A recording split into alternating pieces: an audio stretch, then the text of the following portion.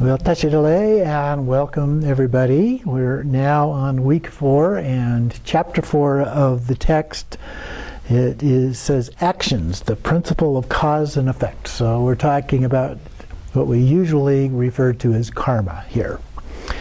And so Patrul Rinpoche begins by saying, you renounce evil and take up good. Your action follows the progression of the vehicles.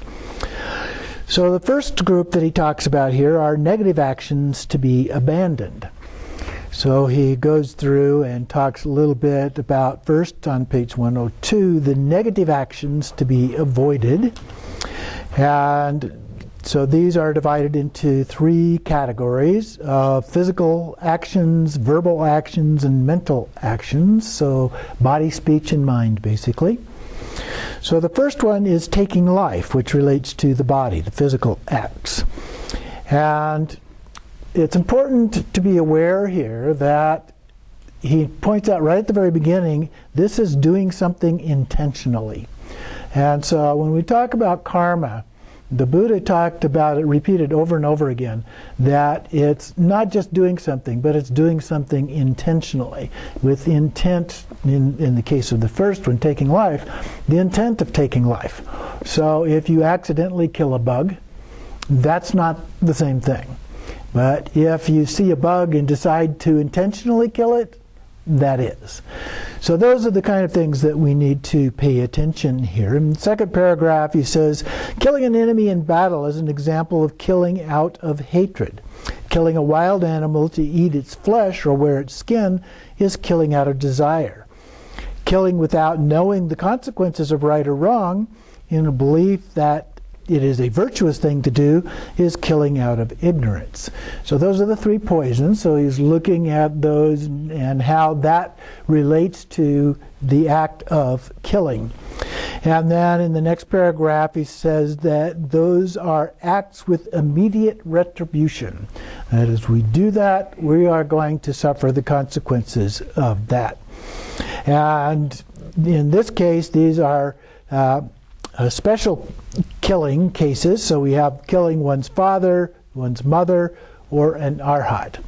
And if we do that, when we die, we are said to go immediately to the hell realm. No bardos. You just go to the hell realm, the worst possible place that you can go for that. And so he also mentions that lamas and monks visiting other benefactors' houses are served flesh and blood of animals. And that they may have had no remorse or compassion for the slaughtered beasts. The negative karma effect falls both on the benefactor and the guest in that case, without distinction, he says. But he also goes on to say how we are unaware a lot of times of the kind of effects that we have. So he even points out that as cattle graze, they may step on or kill other insects and so forth. There's all kinds of different things that we coincidentally do. One of the ones that we may be aware of is driving down the road and a bug hits the windshield. We don't intend to kill that bug, but it's a part of that process. And he talks about a case more specific to India, but for every marriage, innumerable sheep are slaughtered for the dowry. And so that is the custom that involves also a kind of killing. Children just playing around sometimes, even if they're not aware of it, might kill insects and so forth.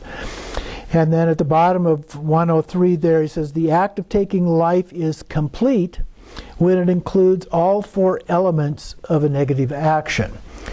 So there are different aspects that have to be completed in order for this to happen. So take the example of a hunter killing a wild animal. So first he sees the stag or musk deer, whatever it might be, and identifies the animal. So his knowing that it is a living creature is the basis for the act. So if he didn't know, that maybe it was just a target out in the woods or something, because people shooting with arrows, in fact, sometimes do have things that are constructed to look like a deer or other animal that they use for target practice. But identifying that it is an actual animal, and then knowing that it is a living creature is the basis for the act. Then next, the wish to kill it arises, the idea of intention. So intention is extremely important as a part of this. And then he shoots the animal with the vital point with the gun, bow and arrow, or other weapon. And then the physical act of killing is the execution of the act. And then the animal's vital functions cease, so they die. And so that's the completion of the act. Now, then on down through here, he talks a little bit about some other things of how those four characteristics affect that a little bit. So the next to last paragraph on page 104 mentions that if you didn't actually do it, well, then you haven't committed the act of killing. Two of the elements of the negative action would have been fulfilled, but the whole thing, so the harm would be less heavy, but it would still remain. And so there's an element in karma, depending on the aspects of these four characteristics, of how severe the karma, the negative karma in this case, would be. And then the same karmic result, this is the next paragraph, result comes from to everyone involved, especially if they feel pleased about it. Okay, so that's another part of the characteristic there. Or a person that actually ordered that the killing be carried out. And so, in general, the way that it's described in the Vinaya, a little bit different than what he has here, is that if you have the intention to kill that, then you'd actually carry out the killing, the act of killing, and then the whatever the animal was actually killed, actually died as a result, and then you felt good about it. So those are four that it talks about as a part of it in that part. But the intention is the main one. And so that is by far the biggest factor. The other ones are far less. You might also know that in some of the descriptions related to killing in the Vinaya, he talks about that it is the actual act of killing that has to be done, so that if you didn't do the killing, somebody else did the killing. So the monks and nuns would go out and they would go begging for food. And so if somebody else had done the killing and gave you some food, then you should eat that. And look at it as something pure. But if that person killed it intentionally for you and you knew that they did it for you, that would be equal to having killed it yourself. And so in that case you would suffer the way that he is describing in here. So there are different levels of doing that. And part of the reason, we think of killing as a fairly explicit issue in terms of ethics. But he looked at it as kind of a consequence of disrespecting the community that was actually providing a benefit. Food, clothing, shelter for the monastic community came from the community. And so that was the main issue. Are we respecting the community? And because they, as a part of their culture, would oftentimes kill animals for food, then respecting the culture involved accepting that fact. Okay? The Buddha has even said in some of the sutras that he actually died from eating spoiled pork. And so he did that. There's another story about one of his followers later in his life who referred to the idea of killing and even indirectly, the way if you go to the grocery store and you buy some meat and it wasn't killed directly for you, you didn't order that it be killed, and you weren't involved in the actual act of killing and so forth. So that would be indirect. But this person said, well, yeah, but it still involves a killing. And so he wanted the Buddha to require all of his followers to be vegetarian, and he refused to do that. Why? Because the principle here related to the community more so than the act of actually killing. And so there are that. Now, being a vegetarian, I think, is a very good thing if you choose to be a vegetarian. But it's not because Buddhism says do not kill. Okay? That's a different issue, at least to some extent. So, going on then to the next one on page 105, also relates to the body, and this is taking what is not given, or what is often referred to as stealing. And so he talks about 3 different ways of taking things. The first one is taking by force, also called taking by overpowering. So we're using a forceful seizure of somebody else's property, something that somebody else owns or has legal rights to, and so forth.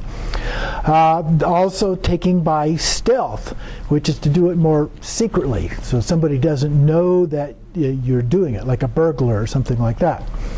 And then by trickery, which is through a false action, and he used the example of lying to somebody or using false measures or weights and things like that, which does happen. We see that in the newspaper every once in a while, where the Bureau of Weights and Measures goes out and checks these things and discovers that the settings are not accurate and that you're paying for food that you didn't actually get at the grocery store.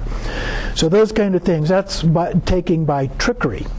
And so those are all examples that are used. And there's a note in here, as an ex-business professor, I thought I probably should mention, in the middle of the page there, nothing debilitates a lama or monk's mind more than business. So he says to stay away from business. But the reason is because oftentimes there are these things going on. The trickery in particular, I think, more so than the other things. Although sometimes more serious kinds of crimes go on as a part of that. But there are businesses that don't do those kinds of things, that operate in very ethical manners and have the best interest of their customers in mind and so forth. So we have to be careful about categorizing all businesses in that same group. Continuing on page 106 then, in the second paragraph down on the 4th line, moreover, commerce involves all sorts of negative actions. People who have merchandise to sell, however shoddy in reality, extol its qualities in whatever ways they can to think up. So that does happen, certainly. We're aware of that. So what he's saying here is that the monastic community should not engage in business, particularly in these ways, that they can get themselves in trouble when or if they do those kind of things. Going on down another maybe 10 lines, they wish harm on their competitors, wanting always to get the better of them. So business, in fact, involves all of the 10 negative actions, except perhaps wrong views and sexual misconduct. Although sometimes it even involves sexual misconduct as a part of that. And you could apply these principles not just to business, but to politicians as well, as we're watching politics unfold in front of our very eyes these days. Then the next paragraph, the first sentence in that paragraph, nothing could be more effective than trade and commerce for piling up endless harmful actions and thoroughly corrupting you. So it does happen. It happens a lot. I remember teaching a class on small business management, and in the textbook that we were using, there was a report on a study that had been done about small businesses cheating on their income taxes. And I forget the exact number, but it was something like 85% of the ones that they looked at in the study had actually done that kind of thing. So it's a very predominant kind of an issue, but it certainly doesn't mean that everybody does that kind of thing. And then at the top of page 107, then we go on to the third category of body-related misconduct, and that is sexual misconduct. And here he talks about rules for lay people. Why is that? Well, because monastics are not supposed to engage in any sexual conduct at all. They're supposed to be celibate. And so as a part of this, in the second paragraph there, he says the gravest sexual misconduct is that of leading other people to break their vows. So trying to get somebody else to break their vows is the worse than doing it yourself. And then he lists a number of other things that we wouldn't necessarily in our culture consider to be sexual misconduct. Things like masturbation, sexual relations with a person who is married. What about your own spouse? Is that okay?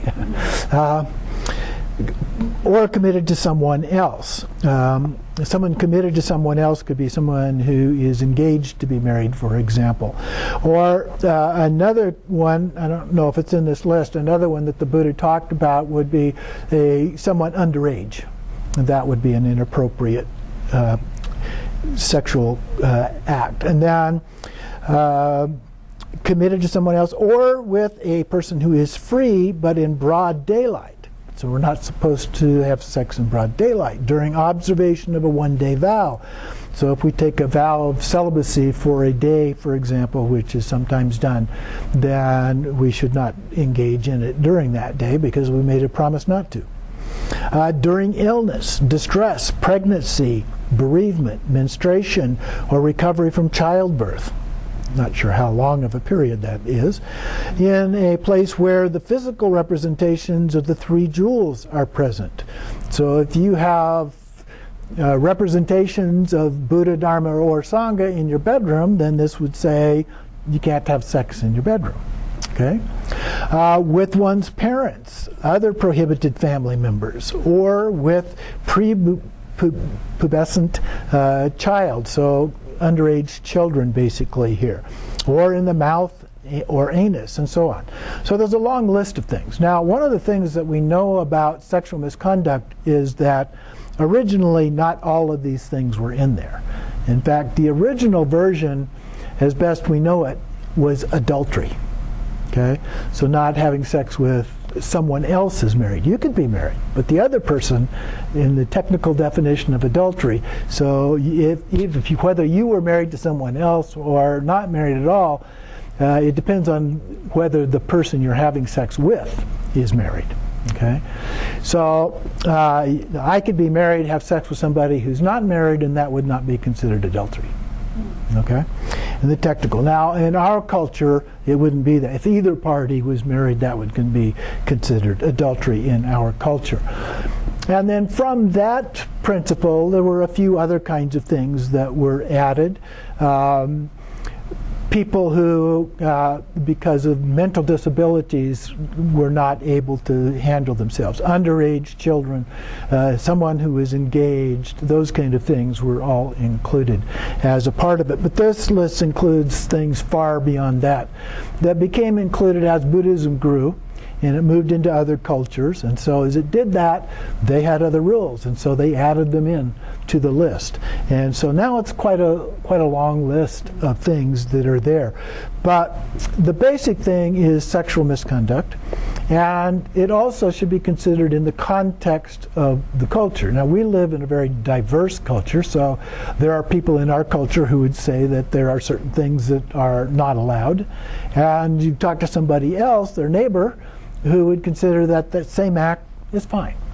Okay, so we have that diversity of things. So we have to be careful in terms of how we understand or present that, represent that to others as a part of that. But the key thing is whether or not it is really something considered to be misconduct per se, not the specific list per se.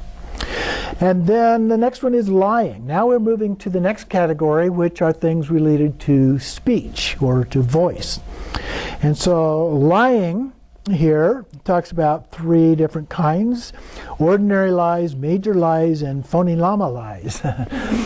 And so the first one, ordinary lies, something that's just not true, and particularly with the intention of deceiving someone in saying those kind of things.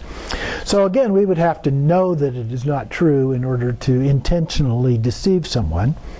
The second category is major lies. Gives the example that there is no benefit in positive actions, no harm in negative actions, there's no happiness in the Buddha fields, there's no suffering in the lower realms, the Buddhas have no good qualities. So if we're making statements like that, those are considered major lies. Those are major retributions, if you will, against the Buddhist traditions and the beliefs. And so those are considered major lies that could have huge consequences, because it could cause somebody not to believe in Buddhism or to not become Buddhist because of those things. And then there's this interesting one of phony Lama lies. These are all untrue claims to possess such qualities and abilities as, for example, to have attained the Bodhisattva levels or to have powers of clairvoyance. So there's lots of imposters nowadays, he says, and so that's the idea there, is that the people that are acting as if they are qualified lamas, that they know all of these things but in fact don't, or that misrepresent them by presenting them in the way they see them as opposed to the way that they have been taught and are represented in the texts of the tradition, then those are things that are definitely part of the category of lies. The next category, also related to speech, is sowing discord. Two categories here that he addresses: openly sowing discord. And so if somebody has some degree of authority and then uses that, they're creating this rift between two people, that would be sowing discord. And then secretly sowing discord. So the first one, it's done openly. In the second case, it's done behind others' backs. So it's whispering to Joe over here or something like that, something about somebody else, say a member of the Sangha or a teacher or somebody else, something else like that. That would be sowing discord, trying to get people to disagree, dislike, and so forth. The next one related to speech is harsh speech, rude remarks that someone might make, such as revealing another's hidden shortcomings, things that are not obvious to everyone, but because maybe you have a special relationship with that person and you saw them doing something, or they told you that they had done something, and then you share that with other people. Offensive talk of all kinds, any words that make other people unhappy or uncomfortable, even if spoken sweetly.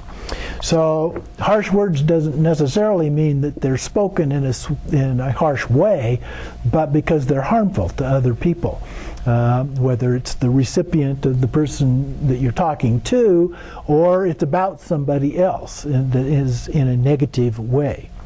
And then the next one is worthless chatter, or some lists just say gossip. And so here also a speech category. Something that just really doesn't have any specific purpose. And so here, subjects that stir up attachment and hatred. So particularly useless kinds of things, gossip kind of things that cause other people to react, to respond as a result of that. And so we have to be careful with that, because we have innumerable opportunities in our culture for that. With all the things, bad things that we see going on in the news, particularly with politics, but not just that, it goes way beyond that. We see a lot of things that are discussed and presented when we're watching, reading, listening to those kind of reports about what is going on. And in a way, it's important that we know what's going on in our culture. As a part of that, we have some responsibilities to understand that, so that we can vote properly, or we can make our views known. I've had a couple of phone calls just this last week to participate in an open meeting to listen to or talk about some of my views of things. And so those kind of things are okay if you choose to participate at that level, but be careful about making judgments about that. Remember equanimity. So you stay away from the extremes of good, bad, and look at it with equanimity or some compassion for the people that are doing those kind of things. It would be even better to do. So then we move on page 110 here to covetousness. This one then takes us into the category of mind. So we had body and speech, so now we're moving to mind. Covetousness is desirous or acquisitive thoughts about somebody else's property. Ooh, I wish I had that. Or I wish I had one like that, but usually I wish I actually had what they have, the actual property that they have, like wanting to get a hold of them and steal them or just buy them from them, whatever it is. But coveting, wanting, the desire, the grasping at those kind of things, those are our big problems. The Buddha talked about grasping quite a bit as one of the taints or fetters that result in our suffering. So that's one. The next one is wishing harm on others, also related to mind. So malicious thoughts or brooding around things, especially with a sense of hatred or anger. And then feeling disappointed when they prosper or succeed. So somebody else is succeeding and maybe you're not. Or even if you are, they are too. So you didn't get ahead of them somehow. So those kind of things would be related to, in terms of the thoughts, it would be wishing harm on others. Now maybe we don't physically wish harm on them, but or do something to cause harm to them, but just the thought of doing that, the wishing of harm to others, is an unhealthy action. Okay? It's something that is a violation of the way that the Buddha taught us to behave. So we have to be careful about those things. So wishing they were less comfortable, less happy, less talented, or feeling glad when an unpleasant thing happens to them, all of those are things that fit into this wishing harm on others, or we might say harm to others. And then finally we come to wrong views here, which also related to mind. The view that actions cause no karmic effect. The views of eternalism and nihilism. And so that's an important part of our understanding, especially these extremes of eternalism and nihilism, and avoiding those and looking for the middle way in between those is the way that Buddha talked about it. One of the ways when we look at all of these things that I think is a principle that is important is the middle way. And so all of these, the thing that the Buddha talked most about was the extremes of different things. And so the middle way is somewhere in between. Now sometimes the middle way can be quite broad and the extremes only very narrow. Other times the extremes can be quite broad and the middle way fairly narrow. So we have to be a little bit careful about that and understanding it's not just a fixed point in between the two. But paying attention to that, the extremes in the middle way. And we have a saying in our culture of looking for the, oops, I forget the term, but moderation in all things. So those kind of, that's a rough equivalent to what we're talking about here. So according to the view that actions cause no karmic effect, positive actions bring no benefit, negative actions cause no harm, the views of eternalism and nihilism are included here. Now, you might say, what about Dzogchen? Dzogchen talks very specifically about things being neither good nor bad. But it's talking about it from an ultimate perspective. This is talking about it from a relative perspective. Okay? So you have to understand which category that we're talking about here. And then in the next paragraph under wrong views there, eternalists believe in a permanent self and an eternally existing creator of the universe. Nihilists believe that all things are just arise by themselves and that there are no past and future lives, no karma, no liberation, no freedom. So that gives very specific definitions of those categories and what those mean as a part of that. So those are the extremes. That actually leaves quite a wide swath in between in terms of middle way, if you will. Now, then it goes on the next page, second paragraph, I guess it would be the third paragraph there, just above that first quote. It says, the worst of the 10 are taking life and wrong views. So we have to be particularly careful about those things as a part of this. Then we go on to page 112 here, the effects of the 10 negative actions. So if we do those things, then there are, in the tradition, 4 kinds of karmic effect. So the fully ripened effect, the effect similar to the cause, I don't know, we're next page or two here, jumping ahead, the conditioned effect and the proliferating effect. So the first one, the fully ripened effect, refers to being motivated by hatred or out of desire, out of ignorance. So, those are the 3 poisons. So if we are motivated by one of the 3 poisons, that is the fully ripened effect. That is, we get the worst results from that. So if we also have a very strong impulse to do those things, I would categorize that as kind of desire, but he refers to it separately. So some extreme powerful desire, anger, or ignorance. So that is one of the worst of the worst. And then the next one, the second one, is similar to the cause. So the action similar to the cause and experience similar to the cause. The cause is the action that we did.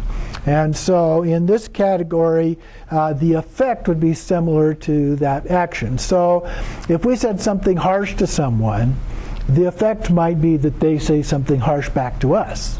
Okay? So it's very similar to what happened. That happens often. Arguments. We get into arguments. Somebody says something that offends the other person and they say something very similar back to us. That would be a good example of this kind of an effect. But then he goes on into some subcategories here.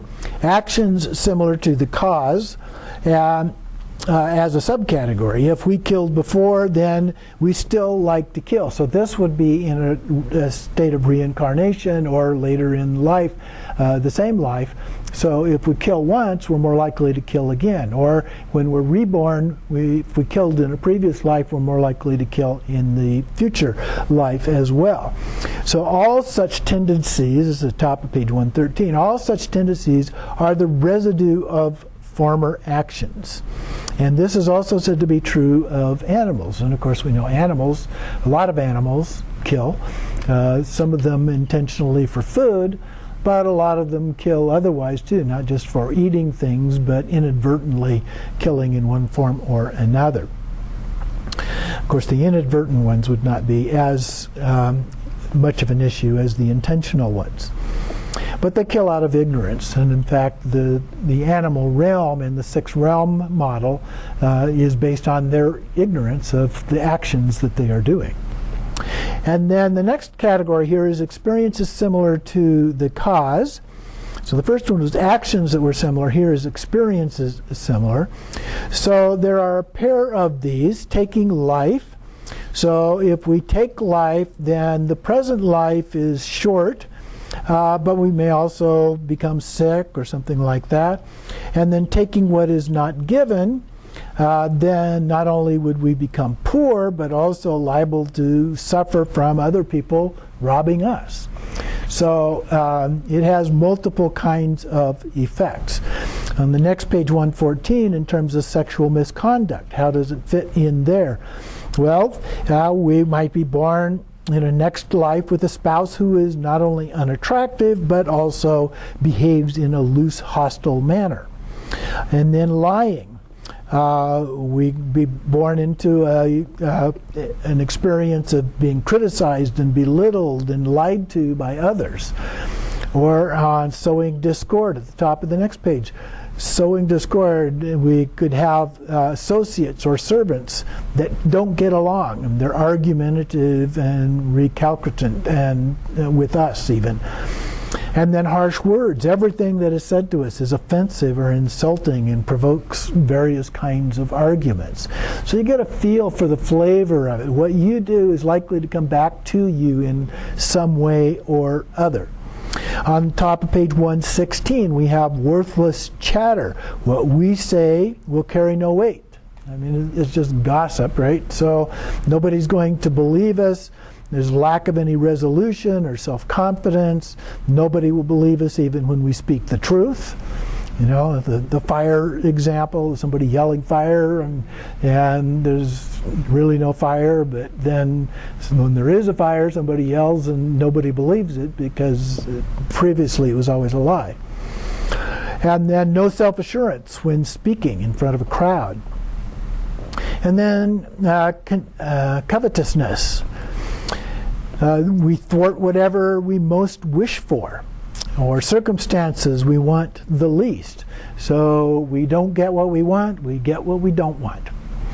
Or wishing harm on others. We'll have this constant sense of fear if we harm others, or fear that we are going to be harmed, or we may actually experience harm from others.